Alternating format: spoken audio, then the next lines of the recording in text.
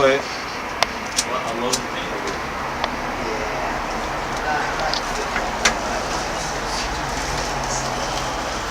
Like, there's some cool stuff to do, like the side dodging and stuff like that. yeah. So yeah, this is my story about the day that I got out of prison. October 3rd, 2014. A lot of y'all may not know I got locked up, got caught up in some dumb shit, and ultimately paid the price for it. So anyway, this day, I remember to begin with, I didn't even think that I was getting out on this day. They had this thing you call short way when you're locked up in prison. You know, if you're on good behavior, you're doing what you got to do there, you get out a little earlier than before.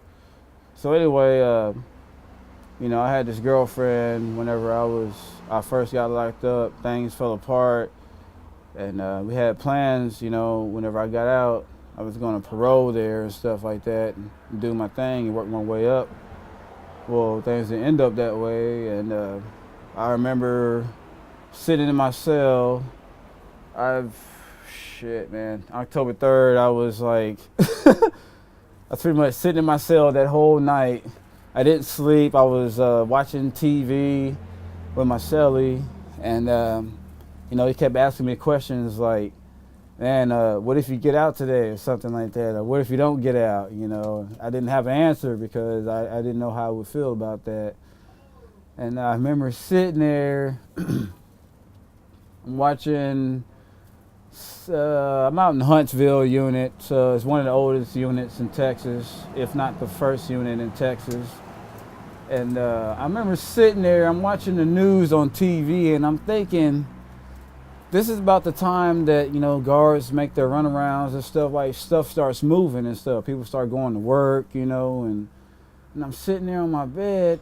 You know, they're going to call chow, which is breakfast. They're going to call that here in a minute, so we'll go do that, and I come back, and I'm still watching the news, and I'm just waiting. You know, we got the light on. I got my shit packed, even because at the time I didn't really think that I was fucking leaving. You know, I thought maybe, you know, the parole plans had been pushed back, and so I was going to be stuck until I had somewhere to go and shit. And I remember like sitting there like, damn, man. And sure enough, like, you know, 30, 45 minutes later and stuff, after I kept watching the same newscast over and over, you know, broadcasting the same shit, you know, female guard comes up to my cell and calls out my last name. And I'm like, yeah, that's me. So I give her my little TDC number and stuff like that. And I was like, yeah, she's like, yeah, so pack your stuff up. You know, parole has you approved and planned and stuff like that. And at the time, you know, I'm sitting there thinking like, damn, like, who the hell's, I mean, who's taking me in and shit like that, you know? I'm just like, what the fuck? And I'm thinking, like, my mind's racing and stuff like that. And then I remember 2 weeks ago, 2 weeks prior to all this shit, I wrote a letter to my best friend saying, you know, is there any way that I could, you know, possibly parole out there and, you know, get on my feet and stuff like that. Like, they knew my ex-girlfriend and stuff. They knew she wasn't no good and shit. And so, you know, forgetting at that point that I wrote that letter, you know, they never wrote me a letter saying, you know, hey, it was okay, to, you know, they're just gonna take me in, let me get on my feet and stuff like that. And next thing I know, you know, I'm asking all these questions while I'm going through this, you know, you know, the opposite of intake, you know, it's just, you know, being processed out and shit.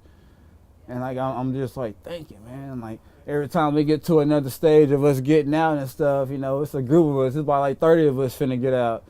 And every time I go to a stage, you know, it's like a different stage, I'm thinking like, you know, they keep calling the roster off and shit, and I'm on the roster, so I'm like, all right. I'm getting closer and closer to the door. You know, they give me an ankle monitor and shit, you know, I got a little curfew and all that stuff like that, and you gotta be in on a certain time and days and shit like that, but like, I didn't even really care. I just wanted to be out of here. And So I remember the last part being in Huntsville, getting out. They put us in some clothes and shit. You know, I'm looking like a 70s car salesman or something like that. Come out with some pants that are too short for me and stuff like that. And I remember sitting there, I got all my shit that, you know, I was in there with that I wanted to take out, you know, miscellaneous books and, you know, old letters that I received and wrote and shit like that. So I get outside the unit and, you know, I don't really know what to look for and shit. So I go out to the parking lot and I'm looking around and shit. And everybody's like, everybody around me that's coming out, they're all like going and, you know, meeting up with family or, you know, girlfriends, wives and shit like that. And I'm sitting there, I'm like, standing there really just like, what the fuck? So I start walking off to the left, like, you know, this is a little corner store. So I start walking towards the corner store. And then, you know, I'm looking, I hear my name like faintly being called and shit. And I remember like, what the fuck? So I like stopped and looked back and I just kept walking towards the convenience store. And so, it's like this big ass tree or something, whatever, and all I see is like some arms raised up and shit, you know, they're all like this, and I'm looking, I'm like, Lauren? Alan? I'm like, what the fuck? Like, those my best friends and shit, you know, like, and they're standing there and shit. I was like, dude, like, I didn't even know what the fuck to say.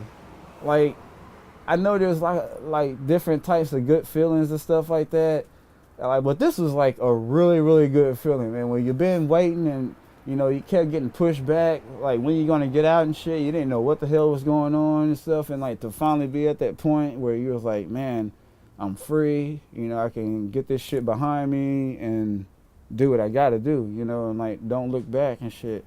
I'm like, man, seeing them standing there and it was like, yeah, man, we got your plan approved and shit like that. Like I was like, dude, nobody never told me shit, you know, like nobody told me anything.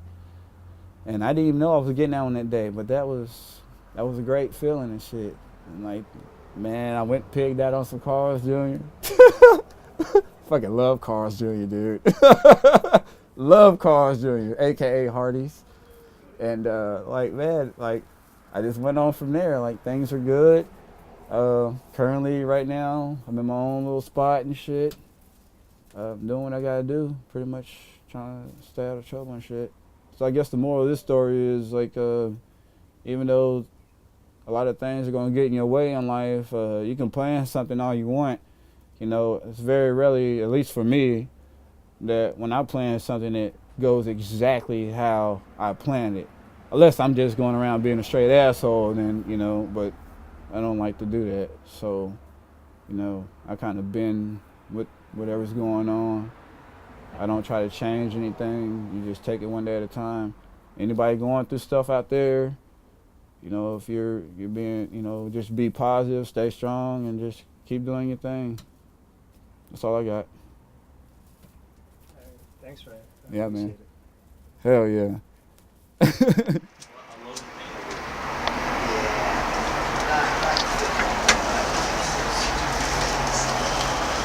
Like, there's some cool stuff to do, like side dodging and stuff like that.